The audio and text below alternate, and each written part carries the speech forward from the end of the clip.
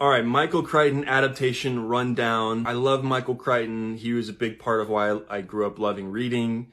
And almost all of these adaptations are pretty bad. There are 3 of these that I like. First, Jurassic Park. We know, classic, amazing. Not a whole lot else needs to be said about it.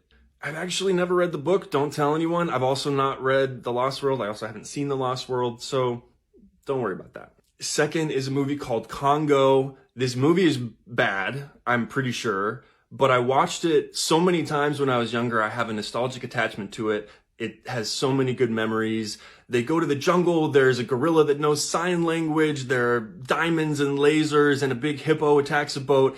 And at one point, Tim Curry and Delroy Lindo are going at it, and they talk about sesame cake. It's an amazing experience. Yeah.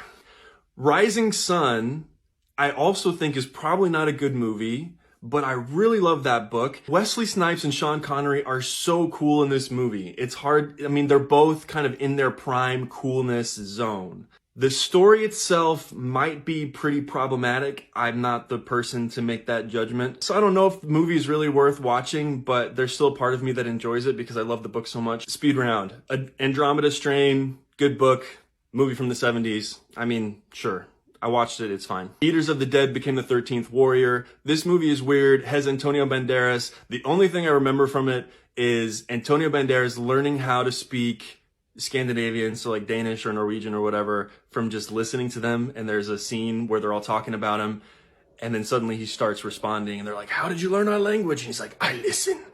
That's the only thing I really remember. Also, there's like a water slide inside of a volcano, I think. I haven't watched that movie in a long time. I mentioned how much I love Sphere. The movie is not good, even though it has Samuel L. Jackson. I want to say Sharon Stone and I can't remember his name. Rain Man.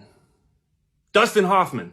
Okay, never saw Disclosure, never read that book either, actually. And then Timeline I remember being a super fun book. The movie is forgettable, skip it.